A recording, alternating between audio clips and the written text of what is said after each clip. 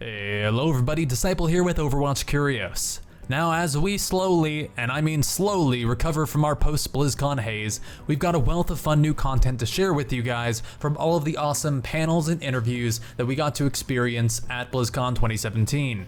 The Overwatch team had several panels discussing both the development processes of the game and the world, and also what's coming in the future for Overwatch, and from these we found out so much to talk about, and we also had an awesome interview with principal game designer Scott Mercer and principal level designer Dave Adams.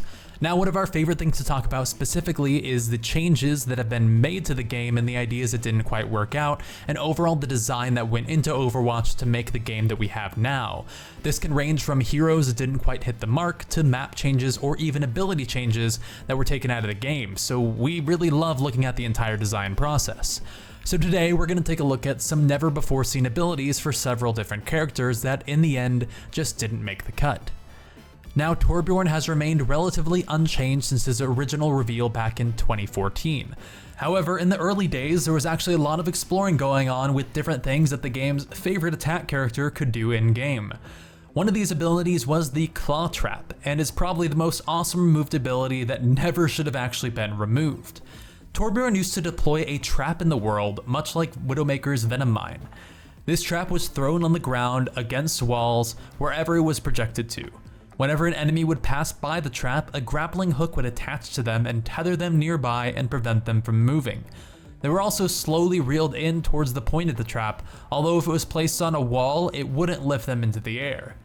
The only way to break the tether at all would be to destroy the trap itself. However, it created a really powerful control mechanic for Torbjorn to defend choke points. Any enemies trapped in the line of sight of his turret would just be mowed down, especially with incoming fire from Torbjorn himself or even his allies. And remember that back then, Torbjorn could level his turret up to level 3 at any point as long as he had enough scrap to get it up there. So after a couple kills, he could have a level 3 turret ready and waiting with its rockets and all that would just absolutely obliterate anyone caught in the trap.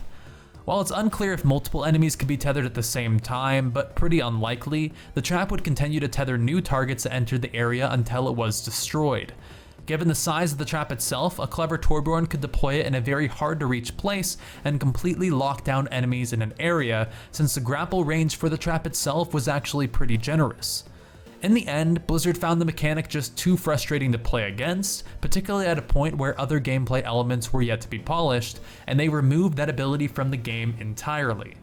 It's a pretty interesting mechanic, and it could definitely work for a new hero in the state of the game today, where players are much more accustomed to dealing with deployed traps and turrets, like a Bastion or a Torbjorn turret or a Symmetra nest. The hero roster at this point, there are plenty of options for dealing with it, so maybe it's possible in the future we could see it added back in with another hero classified as a builder, which is something that we're not exactly sure we'll ever get again. Now, while the Claw Trap seemed pretty powerful, Torbjorn was also a little clunkier in terms of gameplay. When it came to setting up a turret, it used to be a two-part sequence for him, and I'm not just talking about the old upgrading system. Originally, a base would have to be deployed for the turret so that the guns themselves could be attached onto it. This meant that Torbjorn's ability to place a new turret quickly in a pinch to help defend himself didn't actually exist at all. It was an overly clunky gameplay experience, and the developers decided to streamline the process by having the turret deploy as a singular unit instead. But something that could be cool for Torbjorn in the future, or maybe for another character entirely, is to have different attachments to add on to that turret, so you do build it in pieces, but you have the option to build something that's strong against shields, or something that's great at sniping out airborne targets like a Pharah, or something similar so that you can adapt your building situation to the opponents, as opposed to just having the same turret to throw down every single time. Having some more flexibility might make a builder unit actually very fun to play in game. Now, we've talked about Bastion before and all of the changes that happened between his initial concept and release. However, BlizzCon offered a look at yet another alternative ultimate the team once considered for Bastion. And keep in mind the total ultimates that were once considered for Bastion is actually in the triple digits. During some of his earliest iterations, Bastion's ultimate launched a volley of 8 grenades, which would bounce around walls for a while, not unlike Junkrat's grenades. This volley of shots fired simultaneously, with the grenades themselves slowly spreading out from one another the further they traveled from Bastion and the point of origin. At first, it's pretty obvious that this ability would deal a ton of area of effect damage, and that alone is probably reason enough for it not to be released. The ability to control a choke or any space at all simply by murdering everyone in it is a pretty difficult mechanic to balance and flat out unfun to play against. You have someone like Pharah who can murder a pretty wide area, but of course she's busy channeling right in the middle of it, so there's an option to kill her. Now, there's also the greater issue with the ability from a design standpoint, and that's that it's a pretty boring mechanic. Overwatch's heroes are built around having very engaging and dynamic ultimates that feel heavy and impactful when used, and they need to feel ultimate to deliver a proper feeling of satisfaction to the player.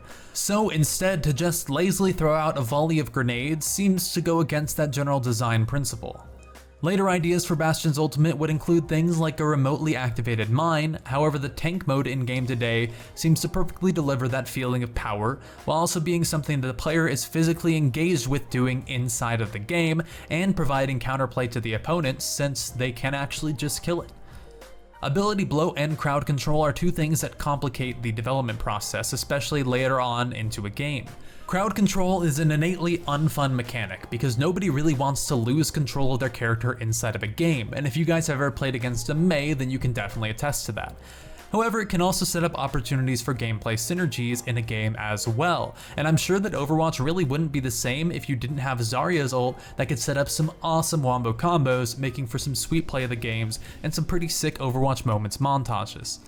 However, ability blow occurs when a particular ability is just overloaded with functionality, and especially can be problematic when it comes to designing in a first-person shooter. In the early stages of development for Winston, his jump pack unfortunately suffered from this.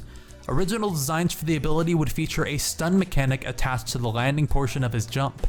Not only would enemies within range take damage from the land, but they would also be stunned briefly.